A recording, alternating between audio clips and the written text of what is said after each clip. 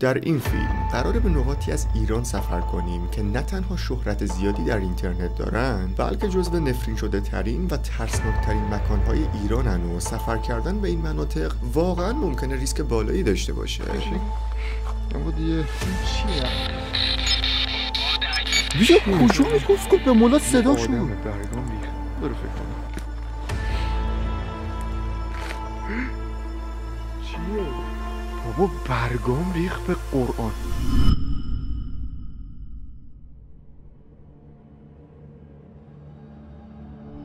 سلام بچه، چه خبر؟ و امشب برگشتیم با یه ولاگ به شدت بوم که ممکنه خیلیا هوس یه همچین ولاگیو کرده باشن و اینو همه اطلاع دارن که در این چنل ولاگ ها و مستندهایی قرار گرفته که فکر کنم خیلیا کلا منو با اون ولاگا و مستندا میشناسن و با اونا با هم آشنا شدن، مثل رفتن به جنگل جیغ مشهد و 24 ساعت موندن در اون جنگل که واقعا چه ولاگی بود. فنیسی بهم میگه امشب بعد شبیه خواهد نه؟ خیلی بازدید از کلبه وحشت انزلی، بازدید از شهرک متروکه، بازدید از مثلث برمودای ایران و خلاصه جاهایی رفتم که جزو ترسناکترین، نفرین شده ترین و معروف ترین مناطق ایرانن و کلا علاوه بر اینا قرار جایی بیشتری هم برم. اما امشب به 2 مکان قرار سفر کنیم که فکر کنم خیلیاتون ممکنه این مکان‌ها رو بشناسید. اولین و باحال‌ترین مکان یکی از مرموزترین قبرستون‌های ایران هستش که اسمش قبرستان سپیده و میگن که یکی از قدیمی‌ترین و حتی خیلی‌ها میگن اولین قبرستون ایرانه. یکی از دلایل به شهرت رسیدن این قبرستون همین قدیمی بودنشه. سنگ قبرهایی اونجا هستش که اصلاً مشخص نیست مال چند صد سال پیشه. همه یه قبرها خدا میدونه مال چند سال پیشه. این سمت هم هست، این سمت آره کلا خیلی هستن. و وقتی وارد فضای اونجا میشید و قبرها رو نگاه میکنید یه حس ترسناک و دلچسبی داره که این حس فقط مال روزشه و به محض اینکه شب میشه اصلا تبدیل به یه منطقه وحشتناکی میشه که اصلا به غیر از شما هیچ کس نیست اونجا. بیا کجا میگه اسکول به مولا صدا شد؟ یکی از نکات جالب این قبرستون این هستش که اهالی این منطقه ادعا دارن که زمانهای قدیم وقتی یکی مردش رو اینجا خاک میکرد جسد تا سالیان سال نمیپوسید و اهالی محل دلیل این اتفاق رو به بحث‌های ماورایی ربطش میدادن و ادعا میکردن این قبرستون قطعاً یه داستانی داره که باعث میشه مرده ها نپوسن. اما بعد چند سال که کلی تحقیق انجام شد فهمیدن دلیل نپوسیدن جسد مربوط به خاک این منطقه است، یه خاک سفید که ویژگی‌های کاملا متفاوتی نسبت به خاک‌های دیگه داره و همین ویژگی باعث میشه تا جسد نپوسه. اما خب دلیلی که من تصمیم گرفتم به این قبرستون برم و با ترفندای خودم هم شما رو بترسونم هم خودم و کلا کیف کنیم اونجا، یکیش اینه که این قبرستون زیاد راجبش داخل اینترنت صحبت میکنن و خب وقتی یه منطقه معروفه زیاد راجبش حرف میزنن، نفرین شده است و ترسناکم هست، مگه میشه من تو خونه بشینم و اونجا نرم؟ دلیل دوم قدیمی بودن این قبرستونه. وقتی عکس قبرها رو دیدم واقعا به دلم چسبید و یه جو وحشتناکی داشت که خب تصمیم گرفتیم به این قبرستون که در استان مازندران قرار داره سفر کنیم. سفری شدیداً طولانی و خسته کننده اما با ارزش. اینجا ما تصمیم گرفتیم از گیلان به سمت مازندران حرکت کنیم و زمانی که به مازندران رسیدیم باید به شهری میرفتیم به اسم گلوگاه، چون این شهر فاصله نزدیکی با این قبرستون داشت. یه اتاق واسه استراحت رزرو کردیم و صبح تصمیم گرفتیم راه بیفتیم به سمت قبرستون. و اگه از حق نگذریم جنگل‌های مازندران که اتفاقا توی راهمونم بود شدیداً تم ترسناک و دارکی داشت و اصلا کیف میداد واسه 24 ساعت موندن در این جنگل که خب احتمال مرگش خیلی بالاست. چرا؟ چون پلنگ داره، خرس داره، گرگ داره و احتمال مرگش خیلی بالاست. ارزش نداره فکر میکنم. خیلی خوب برابر سلام مجدد. الان ما رسیدیم همون قبرستونی که بهتون گفتم که میشه گفت یکی از ترسناکترین، معروفترین، قدیمیترین و عجیبترین قبرستونای ایرانه که خطرناکترین رو نمیدونم بگم یا نه، چون قبرستون خطرناکی نیست به نظرم، مگه اینکه مثلا خرس حمله نکنه، ببر حمله نکنه، پلنگ حمله نکنه، جن و ارواحی ما رو نکشه، خفتگیری ما رو نگیره. قبرستون خطرناکی نیست. اون که خطرناک شد. نمادای عجیب، این هم نمادهای عجیب، هر کدوم تکراری هم نیست. آره تکراری هم نیست، خیلی جالبه. برای مثال ببینیم دیگه مال چه سالاییه.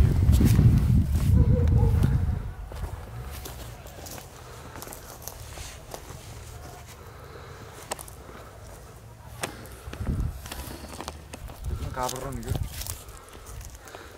آره خیلی باحالن.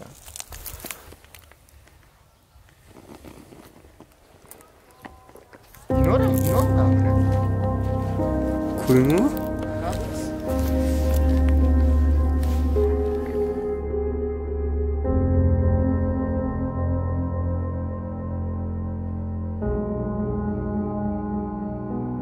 اجازه بدید مکان دومی که قراره به اون سفر کنیم و بهتون بگم که این مکان جایی نیست جز تالاب ارواح که فکر کنم خیلیاتون با این مکان آشنایی.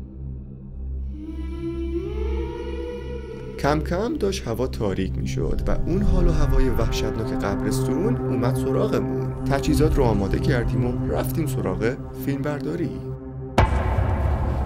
خیلی میگیری؟ آره اوکیه؟ آره خوبه داره. آقا منم چرا قوه رو زدم. اوکی؟ اوه تو خاموش کن. بریم آمد. تو خاموش کن. خب پس من نگاه نکن چون همش نور میشه. خب بیا بریم.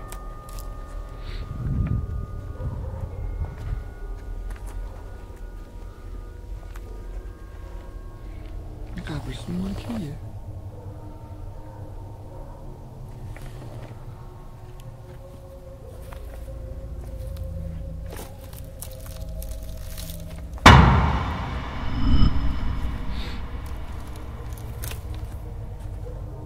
و به شدت اینجای حس بدی داره.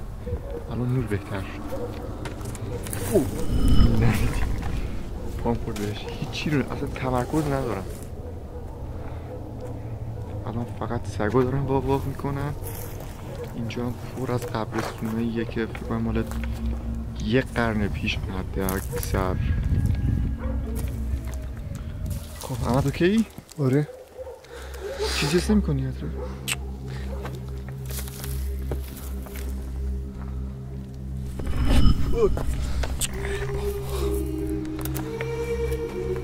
چی بود؟ سنگ قبر.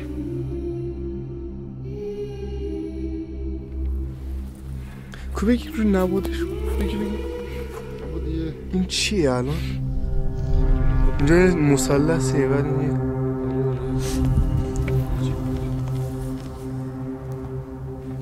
خدای فقط ماری اغلبی از این حرفا نباشه اینجا. عجیب ترین نماداییه که تو زندگی میدم. اینو نگاه چه آبیه.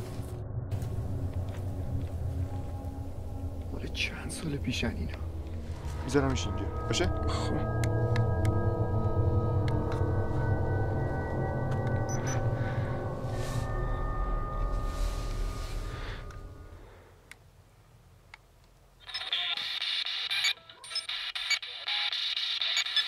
اگه لطفاً چیه؟ چیه؟ ساکت. چی؟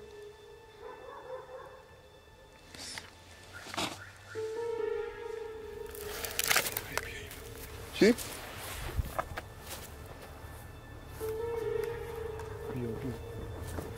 بیا چی شد؟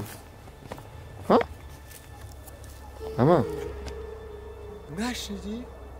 این دسته بود بابا باز شروع نکن تو نه رو. به خدا پشت سرم بود دقیقا همین. چی؟ دیدی؟ چی؟ چی؟ دیدی؟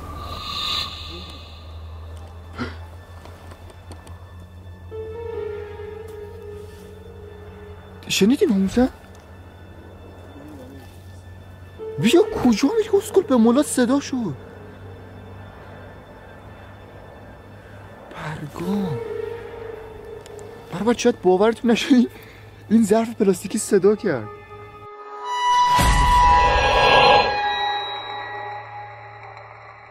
افسر چی نگفت؟ نه بیا کلا این چی نمیگی جدیدن؟ عجیبه.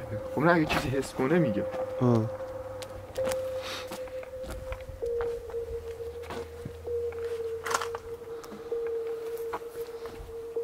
یه صدا شد باز.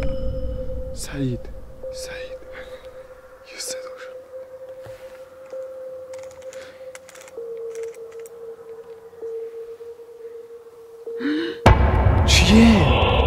چیه؟ بابا یه بنره من فکر کردم یه آدمه برگام ریخت. خیلی خوب خدا رحمت کنه. چی؟ ولادت 1271 1363 نزدیک یک قرن زندگی. واو. چی میگن افسر؟ چی نمیگی؟ نه نزدیک دوربین بیاری اینجوری میشه.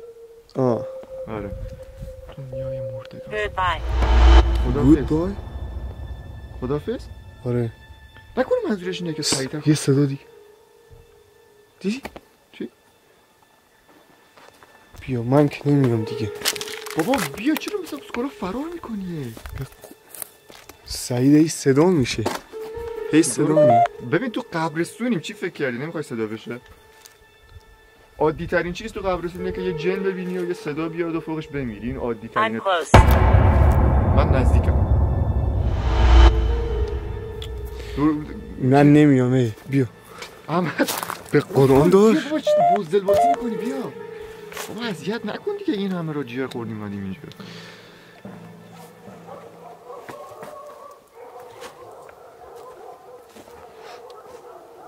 چرا یهو صدای سگا بیشتر شد؟ سعید یواش. سعید یهو چرا صدای سگا بیشتر شد؟ شاید چیزی دیدم. بیا ولش. همون دیگه. میدونستی سگا میتونن ببینن دیگه. گلای همچی چیزایی شنیدم. اینجا رو نگاه خدای من.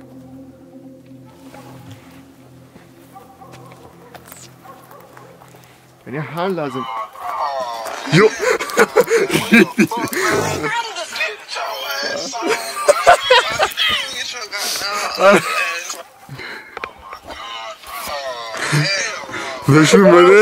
نشون بده این صدای زنگ موبایل همه. خب زیاد دوباره زنگ نزن. بیا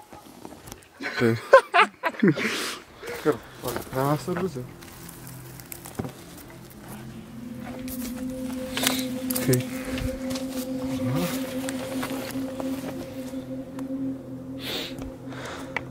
همینجا بشین ببین داستان چیه. اوکی. آقا من میگم اگه حرفی زد خب حتما بهم بگید. آقا ما رفتیم. کجا رفتیم؟ ما بریم بالاهای دور بزنیم. تو تنها؟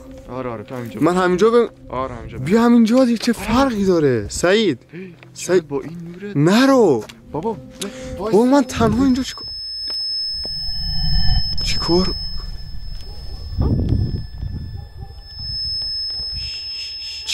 هی بیا من تنها. هی بابا وایسا اونجا دیگه چطور حرف میزنی؟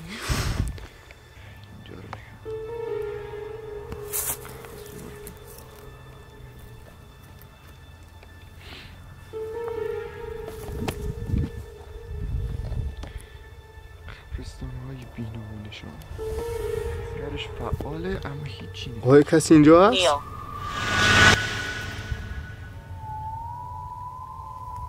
یعنی چی؟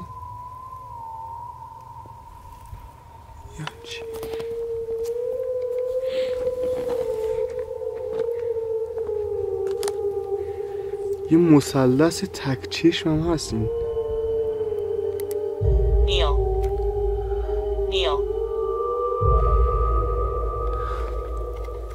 این بازم همونو گفت.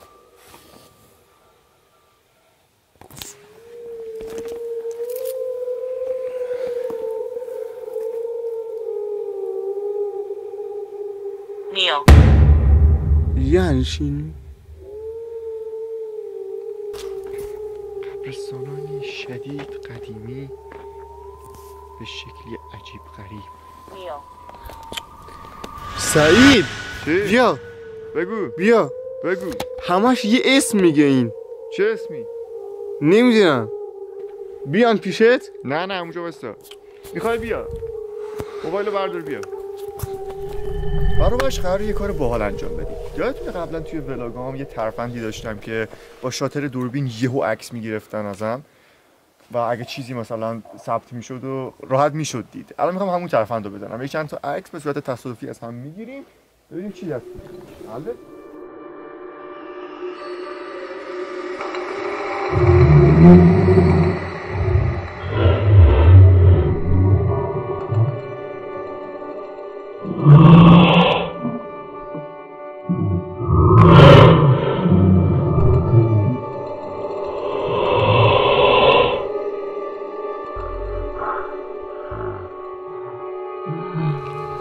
برای باش ببینید یه چیزی عجیب میکنم بهتون نشون بدم. الان تصویر کاملا واضحه.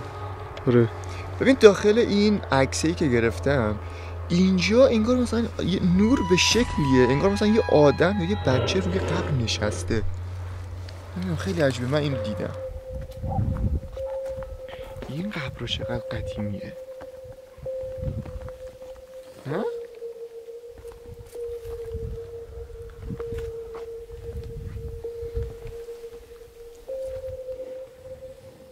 How are you?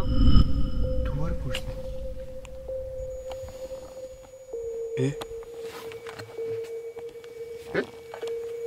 صدا چیه؟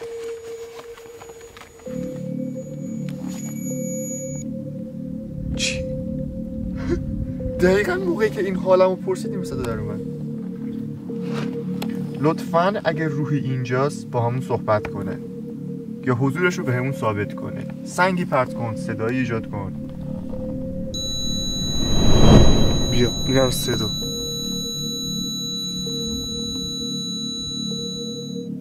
لطفاً اگه اینجایی از کنارمون رد شو و باعث شو که صدا دستگاه ایجاد کنه. دستگاه صدا ایجاد کنه. بابا برگام مگه میشه؟ نور تو قطع کن. لطفاً اگه کسی اینجاست یه چیزی برادر. برادر توی قبرستون خیلی معنی میده. ممکنه کسی باشه که مثلا نمیدونم داداشش خدای نکرده فوت کرده، خدای نکرده که ندیگه فوت کرده یا اتفاق ناگواری افتاده. خب این بی‌ربط نیست مثلا. هیچ کس اینجا نیست. هیچ کس نیست. ببین واقعا نمیگم هیچ کس اینجا نیست. ولی صدای گرگ نبود. بریم برو.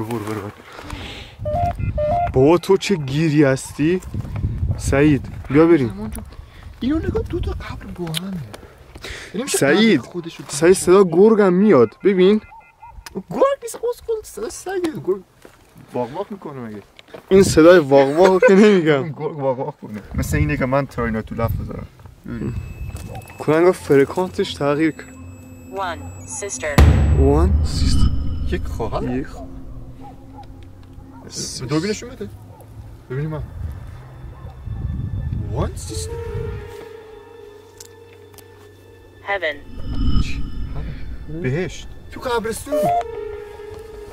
قشنگ همه حرفاش ربط داره به جایی که هستیم. گوستو ببین عاشقتم پسر. یک خواهر در بهشت. خواهر هر کی هست خوش به سعادتش.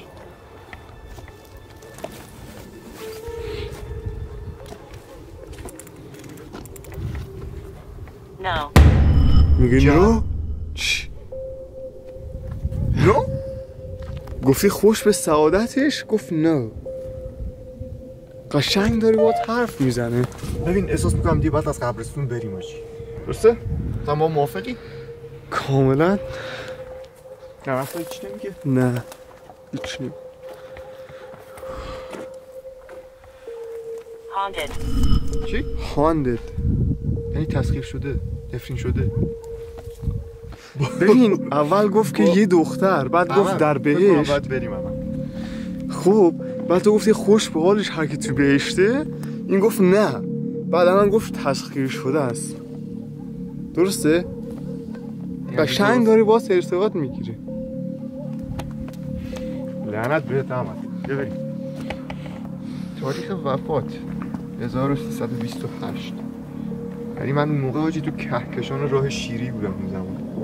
نه تنها من بلکه خیلی از کسایی که دارن این فیلمو میبینن. چجوری واقعا اون زمان ما نبودیم؟ چه عجیب، فکر کنم ما زمانی که نبودیم یه سری داشتن زندگی میکردن. الان اونا نیستن، ما داریم زندگی میکنیم. نمیدونم، چرخه عجیبیه. سنگو چجوری سوراخ میکنن؟ کاری نداره فکر کنم. چیه؟ بابا برگام ریخ به قرآن. فکر کردم یه مرده رو اونجا میبینی؟ آره حاجی برگام ریخت. من فکر کنم از این پیرزن هست که کاش پیرزن اینو نگاه قبر رو کردن. اوه چه سنگین هم هست. خواستم ببرم با خودم. خب برای باچینم از این ویدیو بود و اینم از 2 مکانی بود که به اون سفر کردیم و امیدوارم که از این ولاگ و مستند لذت برده باشید. ببخشید اگه ترسناک نبود، ببخشید اگه ترسناک بود، در عین حال اگه کم و کسری داشت واقعا عذر میخوام. اگه میخوایم ولاگای بیشتری از مناطق نفرین شده ایران بذارم، خب مناطق خیلی زیاد داره. حتما با لایک کردن، کامنت گذاشتن و سابسکرایب کردن اشتیاق و انرژی خودتون رو به من ارسال کنین. خلاص عشق من این، مرسی که فیلمو تا اینجا تماشا کردین و تا فیلم‌های بعد خدا نگهدار.